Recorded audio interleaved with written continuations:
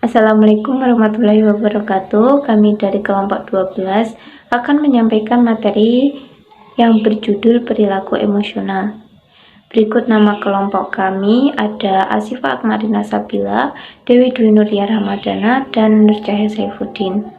Dan materi yang akan kami sampaikan ada pengertian dan fungsi emosional, emosi dasar, perilaku menyerang dan melarikan diri, stres dan kesehatan, dan yang terakhir mengatasi stres. Yang pertama yaitu pengertian emosional. Dari segi etimologi, emosi berasal dari kata movere yang berarti menggerakkan. Kemudian ditambah dengan awalan e untuk memberi arti bergerak menjauh. Makna ini mengisyaratkan bahwa kecenderungan bertindak merupakan hak mutlak dalam emosi. Beberapa ilmuwan juga berpendapat bahwa emosi merupakan sesuatu yang telah terwujud pada diri secara personal yang akan memberikan pengalamannya dalam hidup. Fungsi emosi dapat dipicu dari dalam atau luar diri sendiri. Perasaan ini akan menyebabkan perubahan yang sangat signifikan di tubuh manusia, misalnya energi, intonasi suara, dan ekspresi wajah. Dan beberapa ini adalah fungsi dari emosi. 1. Memotivasi dalam mengambil tindakan. Contohnya, biasanya kan kita akan merasa lebih tegang saat akan menghadapi ujian, dan ini akan merespon emosi kita untuk mengambil tindakan untuk belajar lebih giat lagi. Yang kedua, membantu menghindari bahaya. Makhluk hidup dapat menghindari bahaya adalah dengan intuisi yang dirasakannya. Sebagai contohnya, saat kita marah, maka kita akan mencari apa sumber kemarahannya. Yang ketiga, memudahkan mengambil keputusan. Berkat emosi, manusia dapat mengambil keputusan dengan mudah. Karena, menurut beberapa penelitian, seseorang akan mengalami masalah pada bagian otak, sehingga kemampuannya dalam mengambil keputusan akan menurun. Yang keempat, memudahkan dipahami oleh orang lain. Emosi dapat membantu mengomunikasikan apa yang sedang dirasakan kepada orang lain dengan cara menyampaikannya secara langsung, sehingga lawan bicara bisa memberikan respon apa yang harus diberikannya. Yang kelima, membantu memahami orang lain.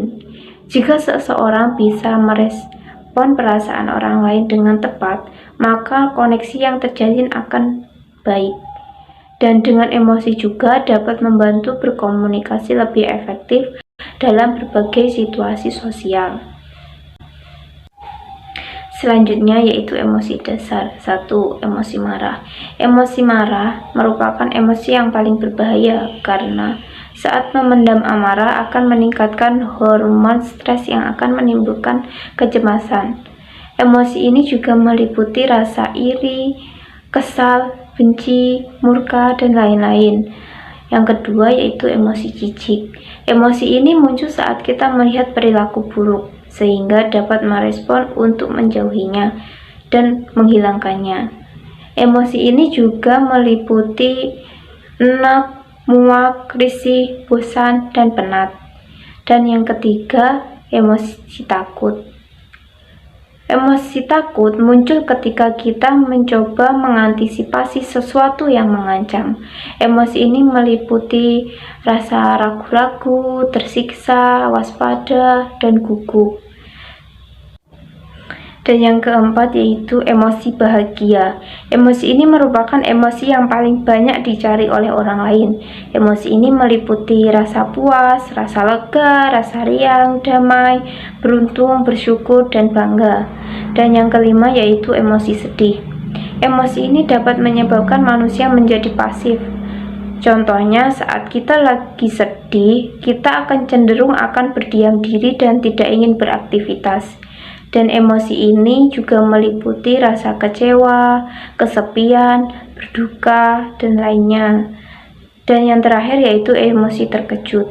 Emosi ini merupakan emosi yang terjadi dalam durasi tersingkat.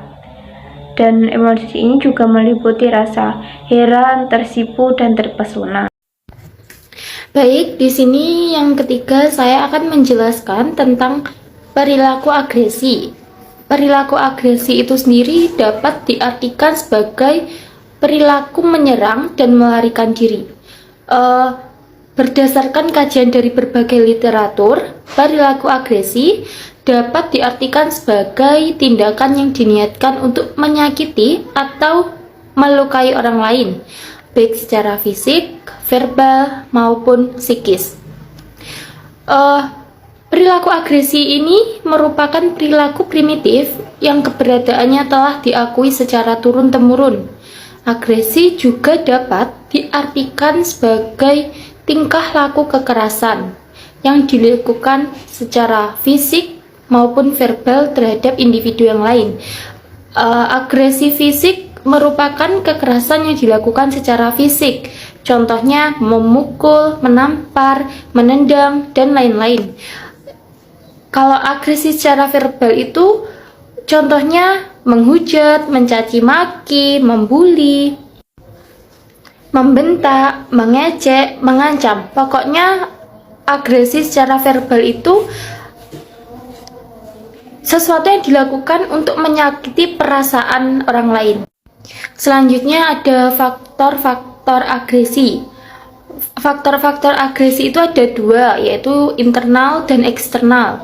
Faktor internal penyebab perilaku agresi itu sendiri bisa jadi karena frustasi, emosi, keinginan untuk bercanda, atau maksudnya tidak disengaja, mengimitasi perilaku orang lain, dan kebiasaan atau habit. Sedangkan yang eksternal itu biasanya kurangnya perhatian dari orang tua, adanya konflik dengan siswa lain, adanya konflik dengan keluarga, atau pengaruh pergaulan lingkungan juga bisa. Nah, cara mencegah agresi sendiri itu yaitu bisa jadi pendekatan secara moral. Pendekatan secara moral itu yang dimaksud ada pendekatan moral yang dimaksud itu bisa mendekatkan diri kepada Allah, kepada Tuhan, dan lain sebagainya. Yang kedua ada cara mencegah agresi, yaitu pengembangan perilaku non-agresi. Pengembangan perilaku non-agresif ini bisa disebut dengan kita mengontrol diri kita agar tidak terjadi agresi tersebut. Yang ketiga ada model pengembangan kemampuan dalam berempati, yaitu kita mengembangkan rasa empati kita agar tidak terjadi agresi tersebut. Yang keempat pengelolaan emosi, di mana kita bisa menempatkan diri dan emosi kita untuk mencegah hal itu akan bisa terjadi. Pada subbab yang keempat yaitu stres dan kesehatan. Tapi di sini saya hanya akan menjelaskan tentang pengertian stres itu dulu. Stres itu adalah respon tubuh yang sifatnya non-spesifik terhadap setiap tuntutan beban di atasnya. Misalnya, bagaimana respon tubuh seseorang yang bersangkutan mengalami beban pekerjaan yang berlebihan. Bila individu sanggup mengatasinya, artinya tidak ada gangguan pada fungsi organ tubuh, maka dikatakan yang bersangkutan tidak mengalami stres. Atau bisa disebut stres adalah reaksi seseorang baik secara fisik maupun emosional, mental atau psikis, apabila ada perubahan dari lingkungan yang mengharuskan seseorang menyesuaikan diri. Stres itu bagian alami dari kehidupan, tetapi apabila berat dan berlangsung lama dapat merusak kesehatan kita. Baik, untuk pengertian stres tadi sudah dijelaskan oleh teman saya. Selanjutnya saya akan menjelaskan tentang indikasi stres. Indikasi stres tersendiri sudah termasuk dalam faktor stres dalam faktor internal. Nah, indikasi stres dikelompokkan sebagai berikut. Yang pertama ada aspek feeling atau perasaan.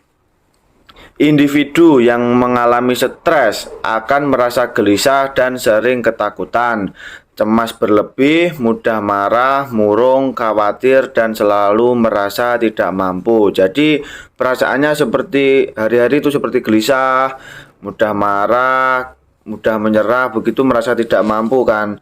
Nah, itu untuk aspek feeling yang pertama. Yang kedua ada aspek kognitif atau aspek pikiran. Individu yang sedang mengalami stres akan memiliki penghargaan yang rendah pada diri sendiri, memiliki emosi yang tidak stabil, bahkan tidak mampu berkonsentrasi dengan baik ataupun mudah melamun secara berlebih. Nah, itu kalau untuk aspek pikiran itu ya pikiran kita sendiri sering merasa tidak mampu gitu, tidak mampu dan untuk berkonsentrasi dalam melakukan suatu hal itu menjadi sulit. Jadi sulit untuk berkonsentrasi dan sering melamun karena memikirkan banyak hal.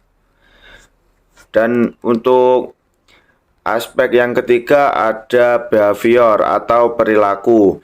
Individu yang memiliki gejala stres akan mudah menangis tanpa alasan yang jelas, mudah terkejut, kaget atau panik, kesulitan berbicara, dan tidak mampu rileks. Selain itu, individu cenderung mudah tersinggung, sedih, dan juga depresi. Jadi untuk aspek behavior ini atau aspek perilaku, mudah terkejut, gampang kaget, atau dalam keadaan tertentu itu merasa sering panik walaupun belum seberapa gitu, mudah panik dan sulit untuk berbicara, tidak mampu rileks, tidak bisa tenang dalam mengatasi segala hal gitu. Jadi ya gampang tersinggung juga, gampang sedih, dan masih banyak lagi. Untuk yang keempat ada aspek fisiologi atau aspek tubuh. Individu yang mengalami stres akan memiliki permasalahan dengan keadaan tubuh yang cenderung mudah letih, gemetar, memiliki permasalahan dengan tidur, sakit kepala, ataupun memiliki masalah dengan ritme jantung. Nah, di sini kalau untuk tubuh itu ya jadi badan merasa mudah capek, lebih gampang capek gitu, atau gampang gemetar gitu, redek, dan memiliki permasalahan dengan tidur atau tidur tidak teratur atau sulit untuk tidur gitu. Jadi tidurnya larut malam atau tidak tertentu, yaitu tadi tidak teratur, dan kepala sering mumet, migrain gitu ya. Jadi gampang sakit kepala. Itu untuk aspek fisiologi stres yang tubuh.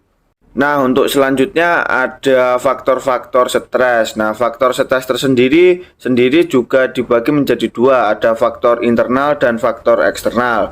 Untuk faktor internal sudah saya jelaskan tadi, termasuk dalam indikasi stres.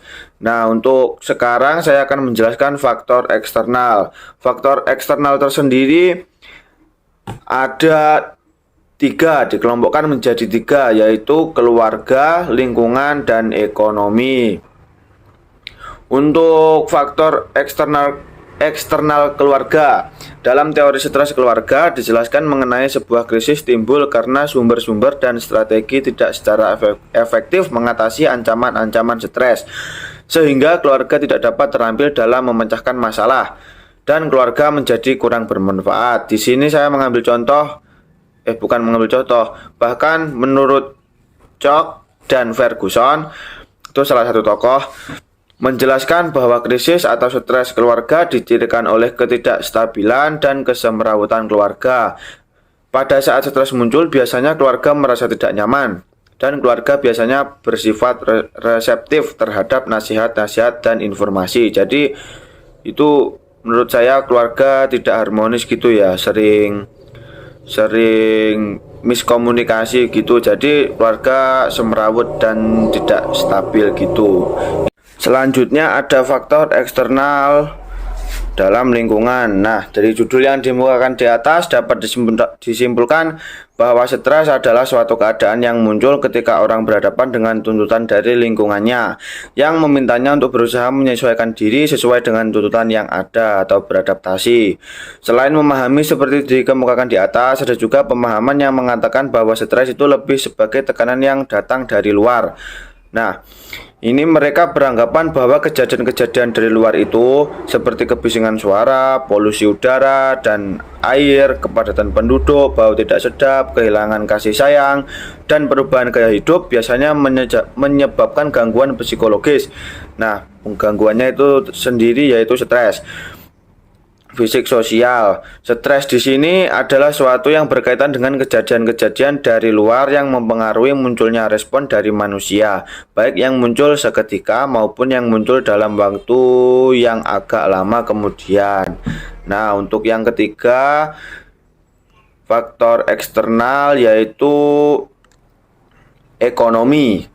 Nah, stres merupakan sesuatu hal yang akan menghambat kesehatan dan produktivitas kerja seseorang, dan data tersebut dapat dipastikan akan terus meningkat karena krisis ekonomi dan gejolakan lainnya.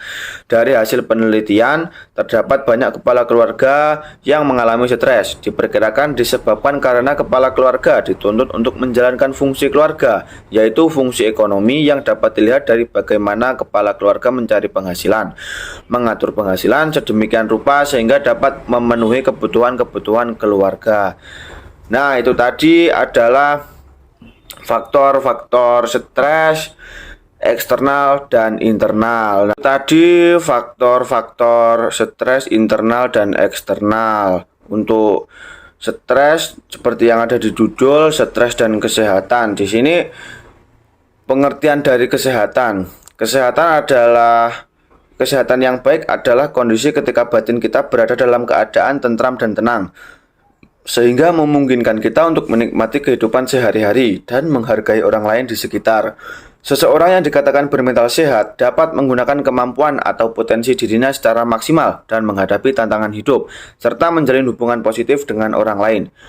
Sebaliknya, orang yang kesehatan mentalnya terganggu akan mengalami gangguan suasana hati, kemampuan berpikir, serta kendali emosi yang pada akhirnya bisa memengaruhi pada perilaku buruk. Kesehatan sendiri itu berkesinambungan atau berkaitan dengan stres, karena kalau orang sudah mengalami stres pasti kesehatannya bisa terganggu. Nah, itu adalah hal-hal yang harus diperhatikan atau kalau bisa dihindari.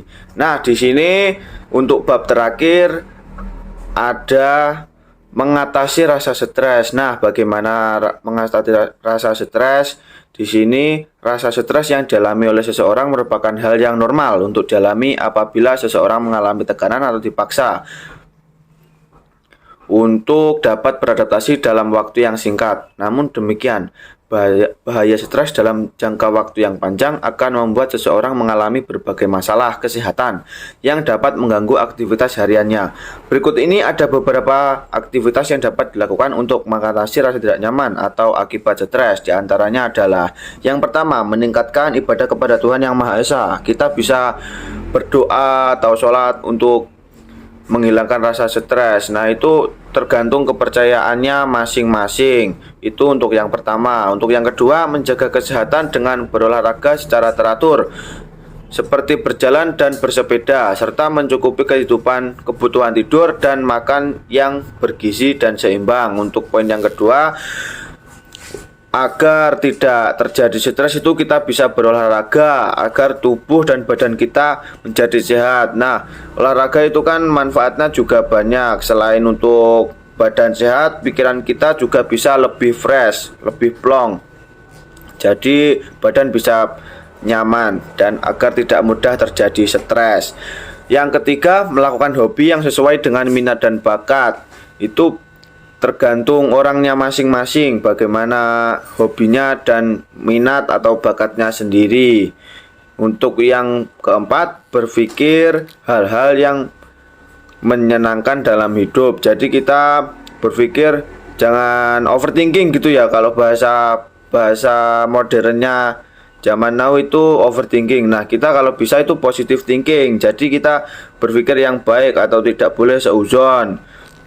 Itu kalau kita berpikir negatif itu juga bisa stres, itu juga mengakibatkan stres. Nah, untuk yang terakhir, membicarakan perasaan dan keluhan yang dialami kepada seseorang yang dapat dipercaya. Untuk itu kita bisa mencari teman atau sahabat gitu ya, atau bahasanya bestie gitu, orang yang dapat dipercaya.